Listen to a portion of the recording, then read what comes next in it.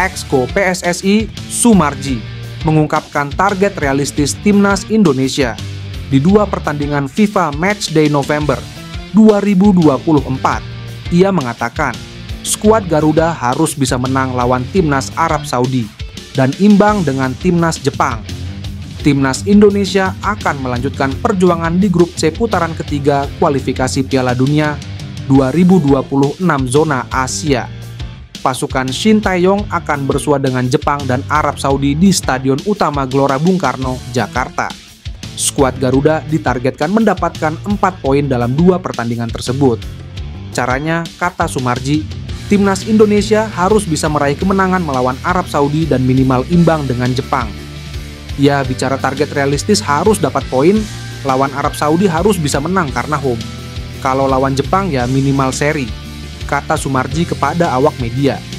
Target ini dipasang setelah timnas Indonesia gagal meraih kemenangan dalam 4 pertandingan sebelumnya.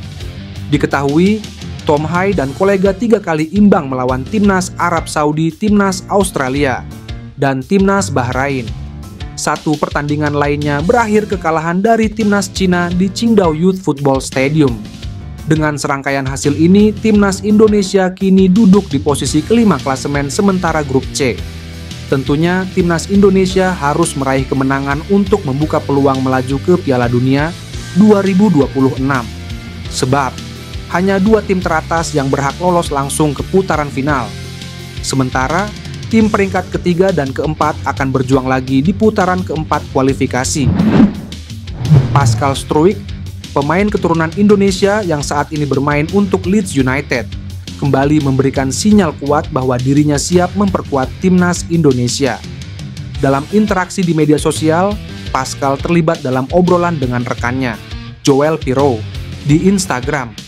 Pada salah satu unggahan, Pascal menyebut Piroe sebagai penyerang Indonesia, yang kemudian dibalas dengan komentar Indonesia is calling oleh Piroe, seolah memberikan petunjuk lebih lanjut mengenai kemungkinan Pascal akan bergabung dengan skuad Garuda. Hal ini tentu saja memicu spekulasi di kalangan penggemar sepak bola Indonesia, terutama dengan semakin aktifnya PSSI dalam mendekati pemain-pemain keturunan yang berpotensi memperkuat timnas. Siaran langsung sepak bola online. Pasca kabar ini mencuat, banyak yang mulai bertanya-tanya, apakah Pascal Struijk akan menjadi bagian dari rencana besar PSSI dalam meningkatkan kekuatan lini pertahanan timnas Indonesia di kualifikasi Piala Dunia 2026 zona Asia. Sebagai pemain yang sudah memiliki pengalaman bermain di kompetisi sekelas Liga Inggris, kehadiran Struijk tentu akan memberikan dampak besar bagi timnas Indonesia, terutama di lini pertahanan. Pascal Struijk dikenal sebagai pemain bertahan yang kokoh dan memiliki kemampuan membaca permainan dengan baik, menjadikannya salah satu talenta yang diincar banyak negara. Meskipun sebelumnya ia sempat dirumorkan lebih memilih untuk memperkuat tim nasional Belanda. Interaksi terbaru ini seakan memberi sinyal bahwa Pascal mulai membuka peluang untuk membela negara asal nenek moyangnya. PSSI juga diketahui tengah giat mendekati sejumlah pemain keturunan yang berkarir di luar negeri. Jika Struijk benar-benar memutuskan untuk membela timnas Indonesia, maka PSSI akan memiliki lini belakang yang semakin solid. Hal ini akan sangat bermanfaat mengingat tantangan besar yang dihadapi Indonesia di ajang kualifikasi Piala Dunia 2026. Timnas Indonesia masih akan kedatangan sejumlah pemain keturunan. Beberapa nama diantaranya saat ini dikabarkan segera menjalani proses naturalisasi untuk menjadi WNI. Satu pemain yang sudah pasti menjadi bagian timnas Indonesia adalah Kevin Dix. Pemain berusia 28 tahun tersebut hanya tinggal menunggu waktu untuk mengambil sumpah WNI. Sebelumnya, Dix telah menyambangi Jakarta dan bertemu dengan Ketua PSSI, Erick Thohir. Lantas, siapa lagi pemain keturunan Indonesia yang bakal menyusul Kevin Dix? Satu di antara nama yang santer disebut akan dinaturalisasi untuk membela timnas Indonesia adalah Jairo Riedewald. Dia merupakan gelandang asal klub Royal Antwerp di Liga Pro Belgia. Pesepak bola sekaligus YouTuber, Yusa Nugraha, meyakini Jairo Riedewald akan jadi pemain selanjutnya yang dinaturalisasi PSSI. Hal itu diungkapkan Yusa saat berbincang dengan Binder Singh dalam channel YouTube Bola Bung Binder belum lama ini. Kalau dari feelingku memang dari kemarin-kemarin itu Jairo Riedewald yang bakal join. Karena sekitar 1 bulan yang lalu itu teman saya dari Belanda, dia juga punya media podcast yang besar di sana. Dan dia bilang kalau Jairo sudah positif dihubungi PSSI, kata Yusa. Yusa Nugraha mengatakan, sebetulnya tidak sedikit pemain keturunan yang ingin membela Garuda. Diketahui pemuda berusia 23 tahun itu kerap berinteraksi dengan pemain berdarah Indonesia Belanda via channel YouTube-nya.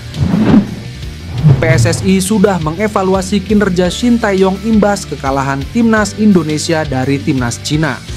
Pertemuan dengan Ketua Umum Erick Thohir disebut berjalan dengan baik. Timnas Indonesia harus puas membawa pulang 1 poin pada 2 laga tandang di matchday ketiga dan 4 dalam lanjutan grup C. 1 poin itu didapat skuad Garuda dari hasil imbang 2-2 melawan timnas Bahrain dan kalah 1-2 dari Cina. Hasil ini dirasa cukup disayangkan. Apalagi saat melawan Cina, timnas Indonesia diharapkan betul bisa mencuri poin penuh agar terus bisa menjaga asa lolos ke Piala Dunia 2026. Terkait evaluasi, Exco PSSI Arya Sinulinga hanya memastikan Erick telah berdiskusi secara mendalam dengan Shin. Diharapkan timnas Indonesia bisa meraih hasil yang lebih baik. Setelah kekalahan, Pak Ketum dapat semua informasi. Nggak lama Shin Tae-yong pulang ke Indonesia, kemudian dipanggil. Saya rasa pertemuannya cukup bagus. Mudah-mudahan ke depan akan lebih baik, kata Arya. Pria berkacamata itu tak menampik salah satu sorotan PSSI dalam kekalahan kontra Cina tak lain. Soal pemilihan susunan pemain, katanya Shin pasti telah menyampaikan hal itu kepada Erick. Sementara itu, terkait hasil imbang kontra Bahrain, Arya menyoroti hal lain selain keputusan wasit yang memang kontroversial. Menurutnya, PSSI turut menyoroti adanya faktor hilang konsentrasi yang membuat Tom Hyesyes kebobolan di akhir laga. Ryan Flamingo membuat heboh karena memberikan kode untuk memperkuat timnas Indonesia. Hal ini diketahui di Instagram. Awalnya media Belanda Voetbalprimer membahas nama-nama pemain yang berpotensi gabung skuad Garuda. Ryan Flamingo masuk dalam daftar tersebut. Kendati masih diandalkan timnas Belanda U21, pemain PSV Eindhoven ini disebutkan masih bisa berpindah ke Indonesia atau Suriname.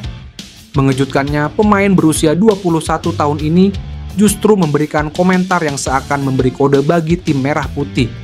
Sebab, ia membubuhkan emoji bendera merah putih di postingan Voetbalprimer, sehingga banyak netizen yang membujuknya untuk menjalani naturalisasi. Nah, andai kejadian, maka Ryan Flamingo bisa berstatus pemain termahal di timnas Indonesia yang kini dipegang oleh Mees Hilgers. Pasalnya, nilai pasar Flamingo jauh lebih tinggi ketimbang Mees Hilgers. Padahal usia bek PSV ini lebih muda 2 tahun. Menukil dari Transfermarkt, Ryan Flamingo punya nilai pasar sebesar Rp208.580.000. Di sisi lain, Mees Hilgers adalah Rp173,82 miliar. Pelatih timnas Indonesia, Shin Tae-yong belum lama ini mengatakan bahwa dirinya masih membutuhkan 2 pemain naturalisasi berposisi penyerang. Ole Romeni sempat jadi nama paling panas. Namun, sang pemain belum dipastikan bakal membela skuad Garuda. Selain Ole, ada 1 penyerang lagi yang kini sedang gacor. Ia adalah Million Man Hoef yang justru bisa pas untuk memenuhi kebutuhan Shin Tae-yong. Jika diproses, Million Man Hoef bakal melengkapi lini serang timnas Indonesia. Pemain yang berkarir di Stoke City ini bisa tampil di sayap kanan atau kiri. Million Man Hoef adalah pemain yang lahir pada 3 Januari 2002. Artinya usianya kini masih 22 tahun yang membuatnya jadi potensial. Man Hoef mengawali karir sepak bolanya di Belanda dengan bergabung Akademi Zeeburgia, AFC Youth, hingga Vitesse. Million Man Hoef pun hijrah ke Inggris bergabung dengan Stoke City pada Februari 2024 lalu dan kini menjadi pilihan utama. Tercatat Man Hoef sudah tampil 6 pertandingan di semua kompetisi dengan sumbangan 3 gol serta 1 assist. Man Hoef juga mendapatkan panggilan dari Belanda U21 terbaru.